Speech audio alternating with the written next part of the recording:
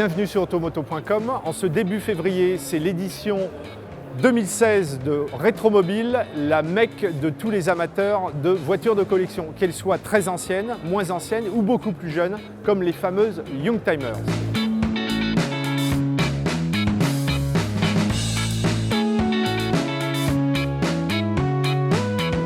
Et à propos de Youngtimers, nous voici sur le stand du magazine dédié aux Youngtimers en compagnie de Thierry Astier qui va nous parler des modèles qui sont sur ce stand. Alors pourquoi avoir choisi l'année 1976 ? Alors 1976 tout simplement parce que c'est la première année où a eu lieu Rétromobile qui à l'époque se tenait à la Bastille. D'accord. Donc nous commençons par la Renault 14, la fameuse poire. Oui, absolument. Ouais.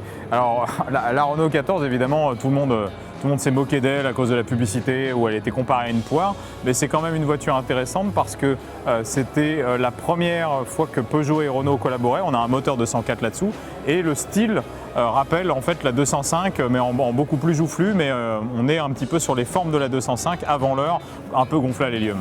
Nous continuons avec une Mercedes. Bon, bah alors Mercedes, une Mercedes W123, donc autant dire qu'il n'y a rien à dire. On sait que c'est solide, ça ressemble à un taxi, ça a la saveur d'un taxi et ça a même la couleur d'un taxi, je sais pas, de Düsseldorf ou quelque chose comme ça. Enfin, c'est... On voit que vous aimez beaucoup les Allemandes, Thierry. Nous continuons avec une bonne voiture française. Voilà, alors l'Alpine A310 en version V6, équipée de notre légendaire V6 PRV. Peugeot, Renault, Volvo. Peugeot, Renault, Volvo, voilà, avec une carrosserie légère en polyester. Ça voulait concurrencer la 911, mais en fait on était plus proche d'une sorte de Lotus à la française, quoi. Voiture sympa également, avec un joli dessin qui rappelle un peu la de Tommaso Pantera. C'est vraiment très gentil de dire ça. 1976, Thierry, c'est également le lancement de ce très élégant coupé BMW Série 6. Oui, bien sûr. Ouais. Donc ça, en fait, c'est le grand coupé BMW de l'époque, donc qui se caractérise bien sûr par sa ligne assez agressive avec la calandre inversée contre le vent et bien sûr sous le capot. Une série de beaux 6 cylindres en ligne. Donc voilà, c'était beau et mélodieux, rajouterais-je. Beau et mélodieux, absolument. Nous voici du côté de l'Italie. Oui, bien sûr. L'Alfa Sud Sprint, là en fait c'est la version coupée de l'Alfa Sud, dessinée comme la berline par Giugiaro, avec un magnifique 4 cylindres à plat sous le capot.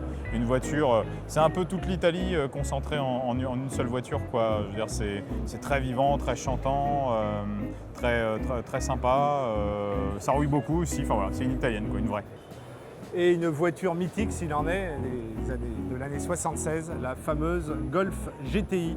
Oui, absolument, la première Golf GTI, donc effectivement c'est la voiture qui a démarré la saga. C'est peut-être pas la première petite voiture sportive, il y avait la R8 Gordini avant, mais c'est vraiment celle qui a popularisé le concept dans une formule pratique avec un rayon. Enfin voilà, c'est la voiture qui a ringardisé justement tous les coupés populaires comme l'Alfa Sud Sprint, avec des performances décoiffantes et tout le team, le pommeau en balle de golf, enfin tout ce qu'on aime, quoi. Et qui a lancé la fameuse mode des GTI, parfaitement suivie par Peugeot avec sa célèbre 205. Absolument. Et que vois-je au centre votre stand de Youngtimers, une magnifique CX Break aux couleurs de Youngtimers. Exactement. Que fait-elle là ?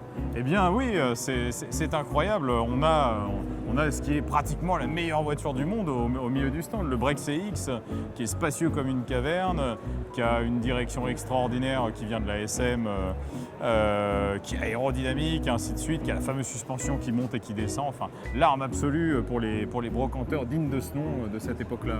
Merci Thierry. Avec plaisir.